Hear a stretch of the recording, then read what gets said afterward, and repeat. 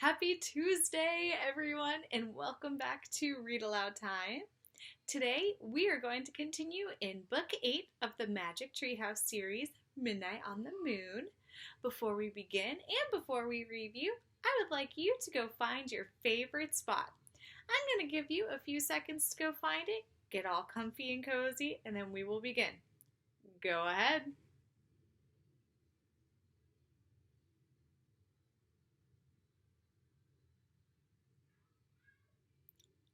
All right, kiddos.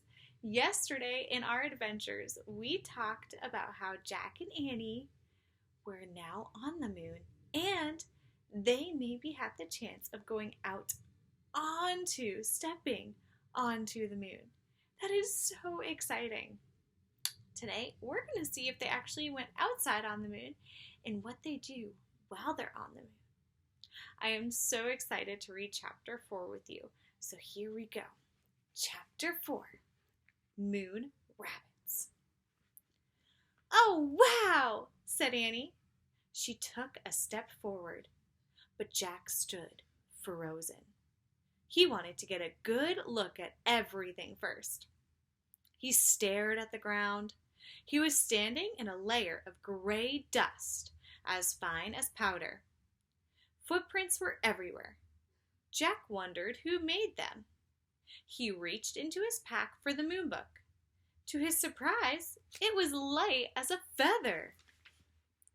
He found a picture of footprints in the moon, and he read, "The moon has no rain or wind to blow the dust around, so footprints will never wear away naturally, not even in millions of years."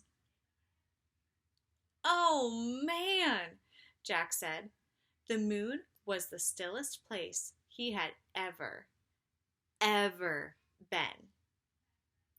It was as still as a picture, and its stillness would never, ever end.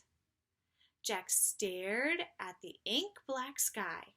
A lovely blue and white ball glowed far away. Earth. For the first time, it really hit Jack. They were in outer space. "Look!" cried Annie, laughing. She bounded past Jack, almost flying through the air. She landed on her feet, then she jumped again. "I'm a moon rabbit," she called. Jack laughed. How did she do that? He wondered. He turned a page and read, "A person weighs less on the moon because of the moon's low gravity and lack of air. If you weigh 60 pounds on Earth, you would only weigh 10 pounds on the moon." "Don't just stand there reading," said Annie. Grabbing the book from Jack's gloved hand, she tossed it into space. It flew far away. Jack stared after it. He bounded up and down, boing, boing, boing. Now he felt as light as a feather. "Look," he called to Annie. "I'm a moon rabbit too." Where Jack's boots hit the ground, the moon dust gracefully sprayed into space. The book had landed on the edge of a shallow crater. When Jack reached it, he tried to stop, but his feet slipped. He fell right over and laid on his side. He tried to stand, but he wasn't balanced. He tried again, but the dust was just too deep, and his spacesuit was too clumsy. "You okay?" asked Annie. "I can't get up," said Jack. "You shouldn't have been goofing off," said Annie wisely. "You goofed off first," said Jack. "Now help me up, please." Annie started toward him. "Don't fall too," warned Jack. "I won't," Annie said, moving very slowly. She half floated, half walked. "Give me your hand," she said. Annie grabbed Jack's hand. She pressed her boots up against his and pulled him up. "Thanks," he said. "No problem," she said. "It was easy. You were really light." Thank goodness, said Jack. It's impossible to get up alone. He picked up the moon book. It was covered with dust. He brushed it off. Oh, wow! Look, said Annie. She stood at the edge of a crater. What is it? Said Jack. A moon buggy, said Annie. The buggy was parked in the crater. It had 4 huge wheels. Let's go for a ride, said Annie. We can't, said Jack. We have just 2 hours of air in our tanks, remember?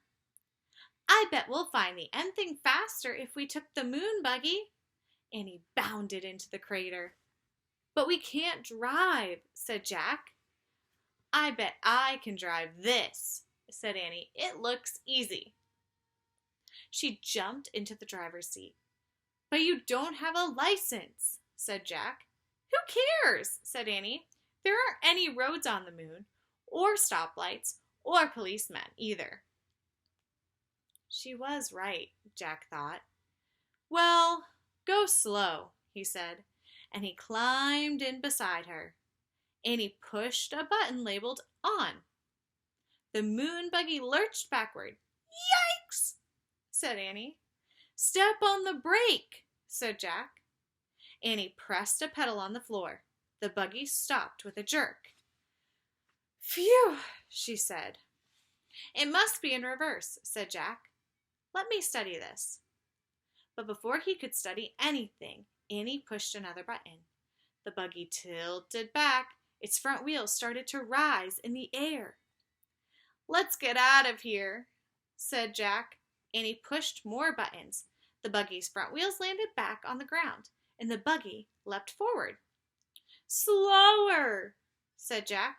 I can't, said Annie. I don't know how. Annie steered the buggy over the tracks on the ground. The wide wheels kept it from sinking into the deep dust. Careful, said Jack. The buggy zoomed out of the crater. Great clouds of dust rose behind them as they took off across the moon. That's the end of Chapter 4, Moon Rabbits. Jack and Annie got themselves stuck in a crater. Annie helped Jack out, and then they went down for that crazy moon buggy, which is taking them on a fun adventure. Now think, if you were on the moon with Jack and Annie, what would you do? Would you go into the moon buggy? Or would you just keep walking and going throughout like Jack wanted to do? I want you to think about that. And last day, we're going to think about how Jack and Annie felt. And make it maybe excited? Or were they really sad? It sounded to me like Jack may have been nervous to try that moon buggy. But Annie wasn't. Think about that as it's your turn to go practice reading. I hope you have a wonderful day. Bye, friends.